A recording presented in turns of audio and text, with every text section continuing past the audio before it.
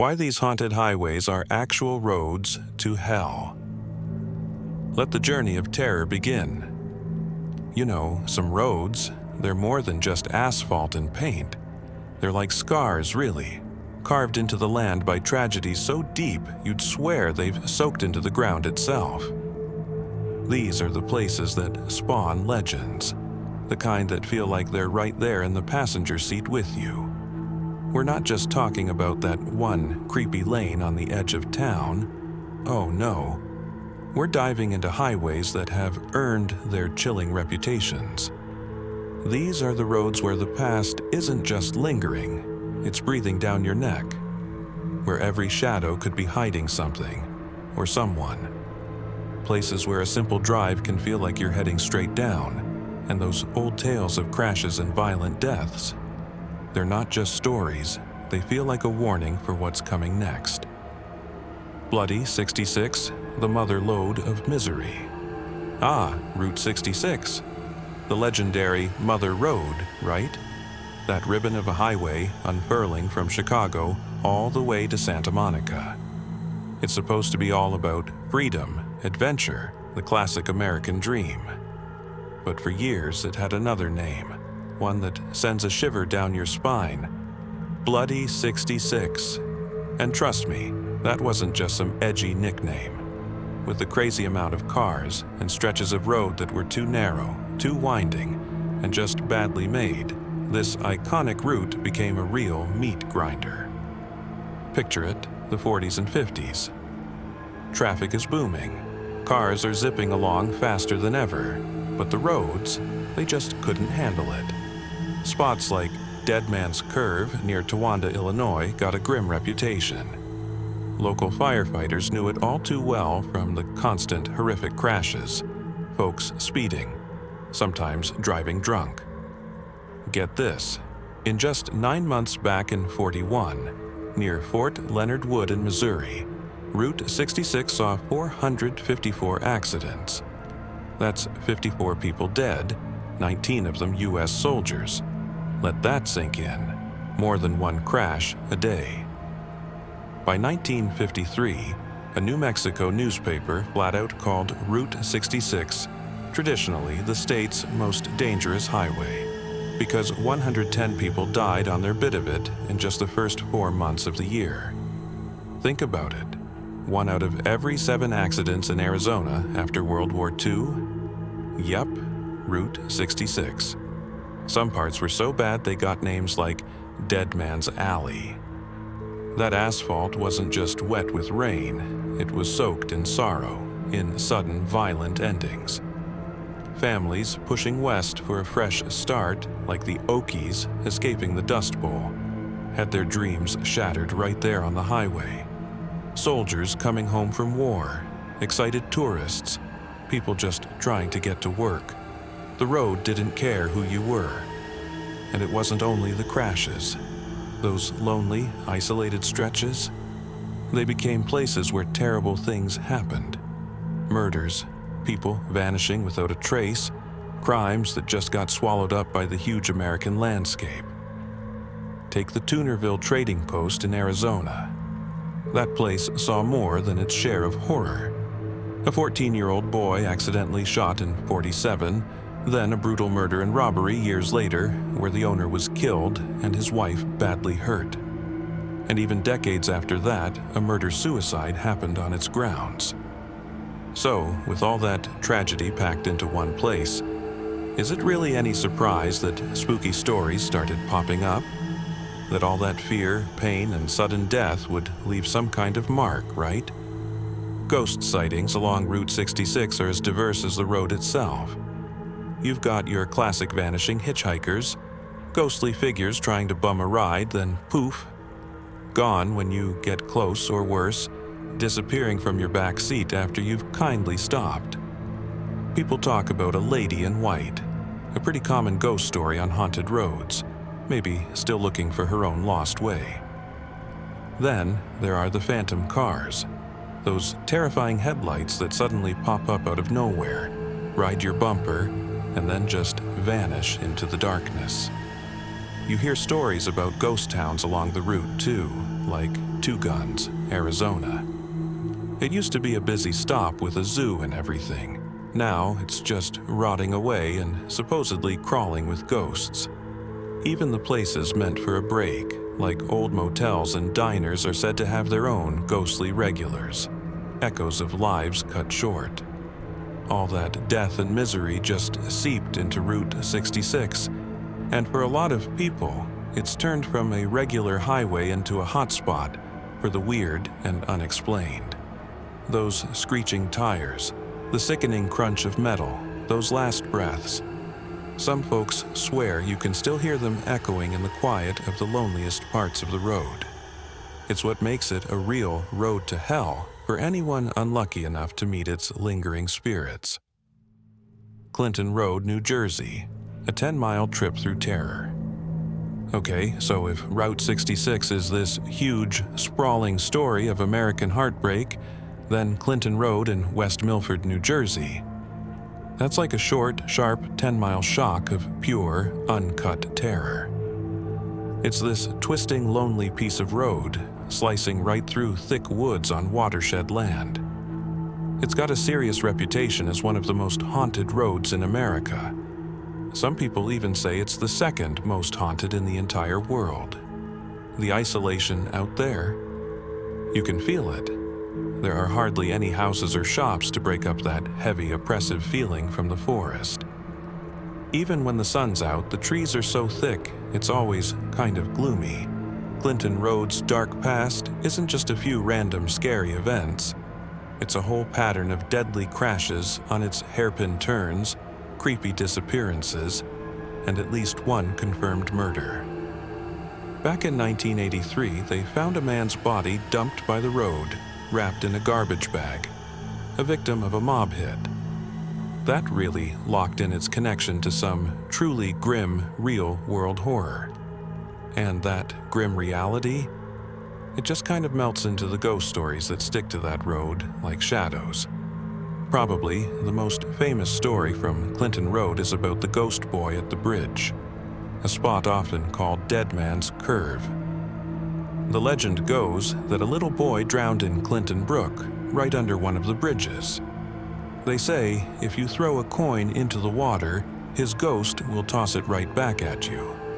Some people swear they've seen him, or even felt an icy push if they hang around the bridge too long. Apparently, you can see tons of coins in the stream below, so a lot of folks have tried to see if the legend is true. But the ghost boy? He's definitely not the only spooky thing out there.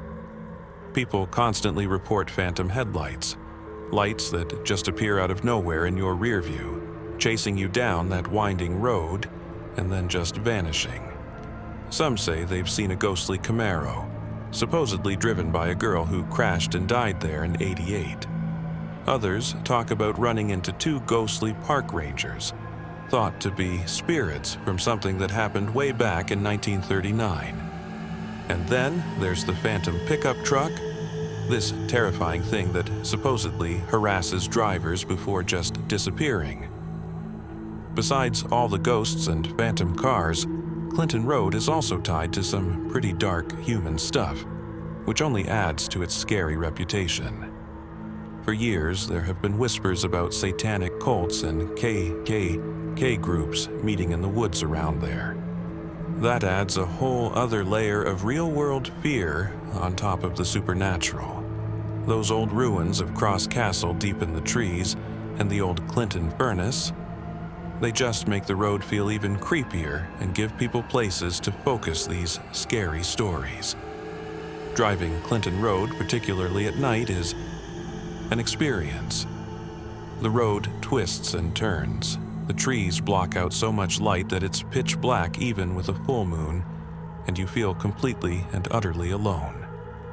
If you know the stories, every dark corner, every noise from the woods, every weird flicker of light in your mirror makes you think you're about to meet whatever it is that calls Clinton Road home. It's a genuine path into darkness. Mine Road, West Virginia, the lingering shadow of Mamie Thurman. Way out in the Appalachian coal country of West Virginia, there's a road called 22 Mine Road.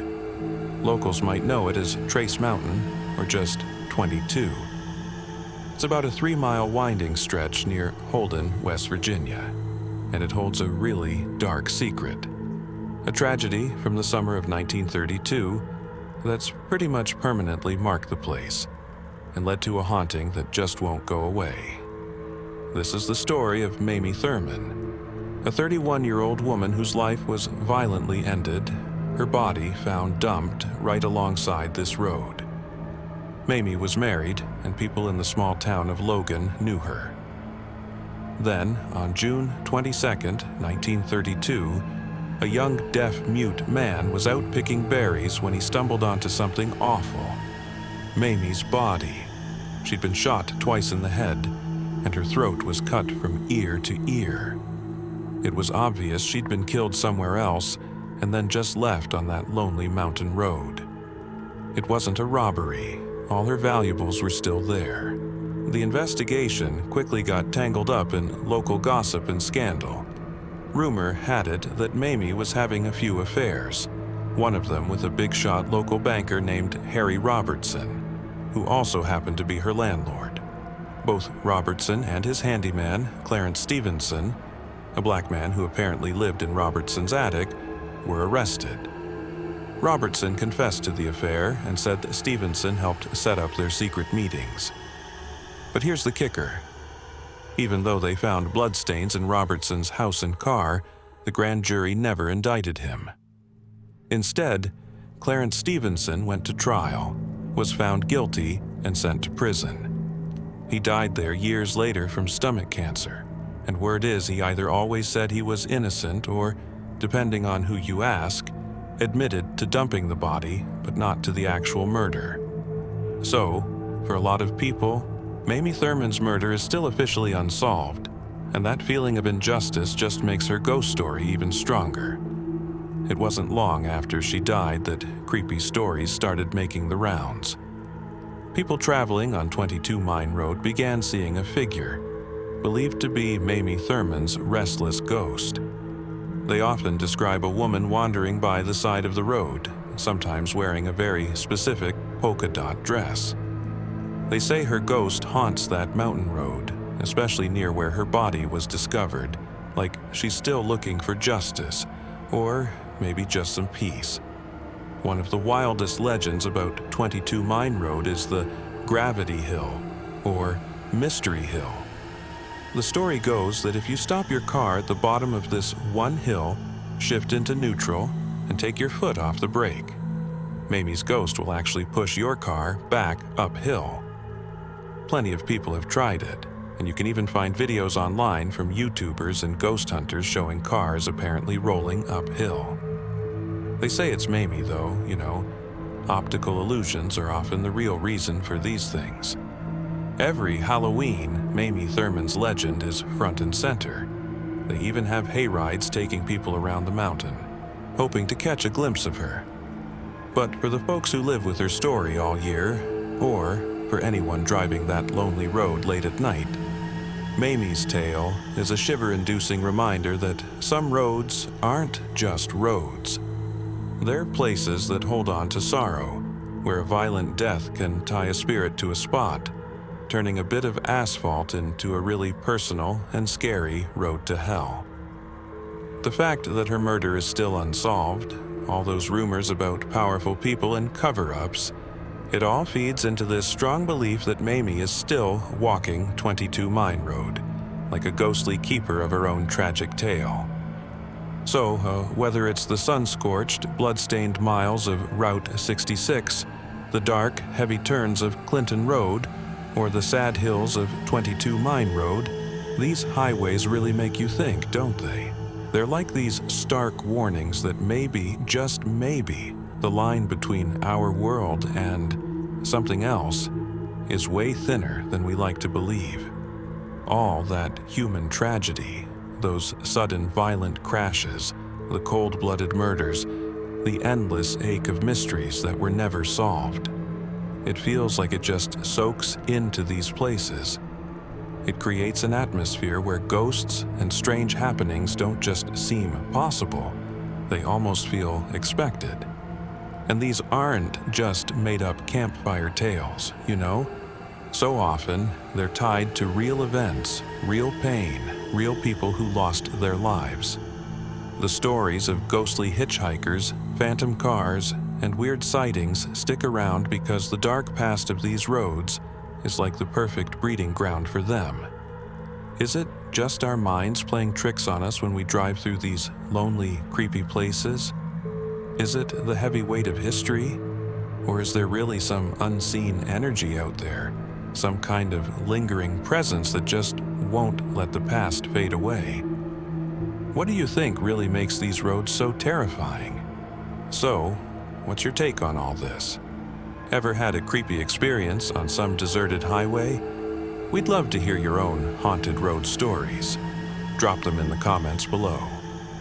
And hey, if you're hooked on exploring more dark histories and chilling tales like these, make sure you hit that like button, subscribe to the channel, and definitely ring that notification bell. That way, you won't miss out on our next trip into the unknown.